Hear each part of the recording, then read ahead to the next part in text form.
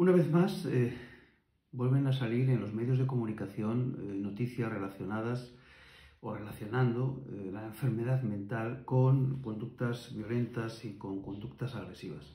Y una vez más tenemos los psiquiatras la obligación de intentar poner luz en este asunto que es realmente complicado y tenebroso. Lo primero que tenemos que decir es que solo del 3 al 5% de los actos en los que hay una violencia grave son o serían atribuibles a personas que tienen un trastorno mental importante. Estamos hablando de personas con una psicosis o con trastornos de ese tipo. Y el resto de las conductas delictivas son cometidas por personas en principio que llamamos normales. Las personas graves, las personas que tienen un trastorno mental grave, lo que sí tienen es mucha más posibilidad, 10 veces más de probabilidad de ser víctimas que no verdugos en este tipo de situaciones. Hay estudios de seguimiento en países de nuestro entorno como Suecia o el propio Israel, en el que aproximadamente calculan que entre el 10 al 13% de los hombres con esquizofrenia pueden tener una conducta o tienen una condena por violencia en un periodo de 10 a 13 años. Es decir, estamos hablando del 5% de la población general. Bien, ¿cuál sería digamos, la situación con la que nosotros nos tenemos que batallar? En primer lugar, decir que el perfil de violencia grave que puede provocar un enfermo psiquiátrico es sobre personas conocidas. Casi siempre las víctimas son personas conocidas, es decir, familiares, personas cercanas al entorno doméstico, a veces vecinos que se entrecruzan en su camino. Y suelen ser actos generalmente impulsivos, no suelen ser actos premeditados, preparados, con una gran precisión, sino que son actos en cortocircuito en el que la persona recibe un mensaje, ese mensaje o esa acción es interpretada por el enfermo como amenazante y por tanto desencadena la respuesta agresiva. Entonces concluyamos, la ciencia en este momento, la psiquiatría, esa especialidad médica, nos dice que la enfermedad mental es un factor de riesgo menor en cuanto a las acciones delictivas, sobre todo si lo comparamos con el consumo de sustancias, la historia previa de violencia en el sujeto, que no es un enfermo, o con determinados entornos sociales. Ahora bien, ¿qué ocurre? Que el estigma, esos prejuicios, suelen exagerar la peligrosidad, mientras que la realidad muestra lo contrario, sobre todo si el paciente está bien tratado, si el paciente tiene un cumplimiento y una adherencia terapéutica correcta. Si nos vamos a España, por centrarnos un poquito en esta situación en nuestro país, tenemos que decir que se estima que el 84,4%, según datos de la sanidad penitenciaria y de la sociedad y del Ministerio del Interior, el 84,4% de los reclusos han padecido algún trastorno mental en su vida. Y aproximadamente el 40% lo tienen en el momento actual en el que están en prisión. Calculamos que un 4,2 a un 8,7% de los internos padecen enfermedades graves, como una esquizofrenia, como un trastorno bipolar o como otro tipo de psicosis. Entonces, fíjense que es una situación, como vemos, muy diferente a la que se nos presenta en los medios de comunicación o como la que se nos quiere hacer ver a través de determinadas redes sociales o de comentarios que están muy infundados. Piensen ustedes que en este momento en España tenemos unas 600 personas que están internadas en los centros psiquiátricos penitenciarios, básicamente en Foncalén, en Alicante y en Sevilla, que todavía también tiene parte de esa competencia. Bien, cuando la violencia es muy grave, es decir, estamos hablando de homicidios o de agresiones muy importantes, generalmente cuando los comete una persona que tiene un trastorno mental suele ser, o el perfil que nos encontramos es que suelen ser, insisto, reactivos.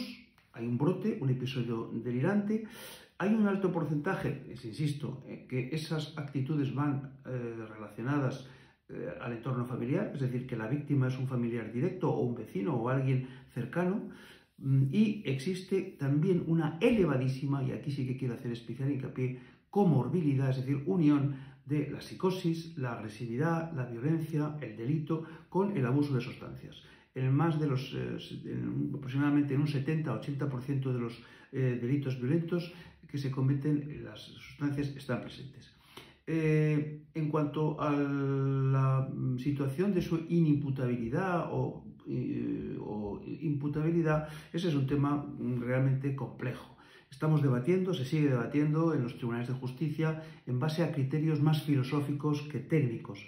Hablar de imputabilidad e intentar medirla cuando no tenemos ni tampoco está claro desde el punto de vista médico lo que es la imputabilidad, las bases psicobiológicas, es la capacidad de comprender la ilicitud de una conducta y la capacidad de actuar libremente. Estos criterios son muy ambiguos desde el punto de vista médico y permiten unas valoraciones pues, muy dispares, que es lo que vemos por desgracia en los tribunales de justicia. En cuanto a lo que se suele aplicar en muchos casos son atenuaciones de la responsabilidad, es decir, que la existencia de un trastorno mental conlleva a que se reduzca la pena en 1 o máximo 2 grados.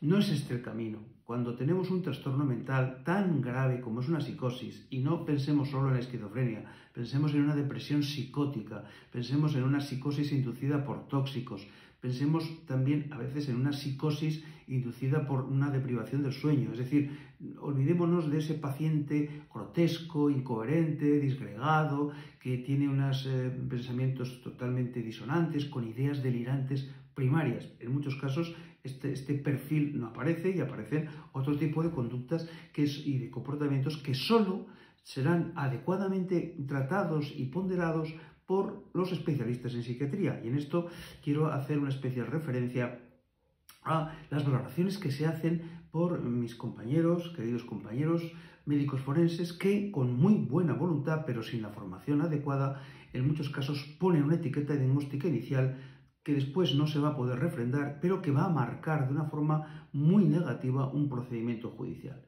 Un informe psiquiátrico lo debe hacer un psiquiatra, como un informe cardiológico lo tiene que hacer un cardiólogo, o como un informe, renal, pues lo tiene que hacer el urólogo o en todo caso un nefrólogo. En muchos casos, y no quiero extenderme en este aspecto, pero sí dejar constancia de mi, vamos a decir, protesta o preocupación, en muchos casos vemos que los médicos forenses, médicos generales, tienen que dictaminar y tienen que informar sobre aspectos muy diversos, traumatológicos, ginecológicos, aspectos de responsabilidad profesional, psiquiátricos, internamientos. Y esto hoy, a fecha de hoy, con los avances que existen, con la especialización que hay, no es nada más que una manera de denostar y de desprestigiar la medicina forense. Bien, por tanto, resumiendo este vídeo, lo que quiero decirles es que la inmensa mayoría de los pacientes psiquiátricos que están en prisión lo están por delitos graves. Hay un porcentaje muy pequeñito, que no llega al 5%, de pacientes psicóticos que están en prisión por delitos severos, homicidios, asesinatos, homicidios y también por delitos de lesiones muy severos. Y lo que sí tenemos que tener en cuenta es que el enfermo psiquiátrico suele ser mucho más víctima que ser el ejecutor de la acción. Por último, decirles que la prisión evidentemente no es el lugar para tratar a estos pacientes que requieren medicaciones complejas, que se les tienen que proporcionar por personal no especializado y que en algunos casos pues, se les dan los fines de semana varios comprimidos, etcétera, para que ellos hagan una automedicación. Esto evidentemente en los países serios y que se preocupan de la materia no puede ocurrir, porque estamos ante una situación que sería francamente peligrosa, y lo es, de hecho, peligrosa. Los funcionarios de prisiones, cuerpo que me merece todo el respeto, no son los competentes para efectuar esas administraciones. Y tampoco lo serían las enfermerías de una prisión o los personal de enfermería, en muchos casos, porque son enfermos complejos, porque no es darle un ibuprofeno o darle a una persona un paracetamol, es darle un antipsicótico mezclado con un utimizante, incluso la administración de una inyección intramuscular, pacientes que tienen precisamente alterada la conciencia de enfermedad y que son absolutamente reacios a cualquier tratamiento, y por tanto hay que ejecutar sobre ellos unas maniobras de convención, de persuasión, incluso de a veces imposición de la medida, cuando no queda más remedio. Por lo tanto, la enfermedad mental y el delito es más un estigma, es un mito que una realidad. Hay que poner las cosas en su sitio y hay que hablar con claridad y precisión. Muchas gracias.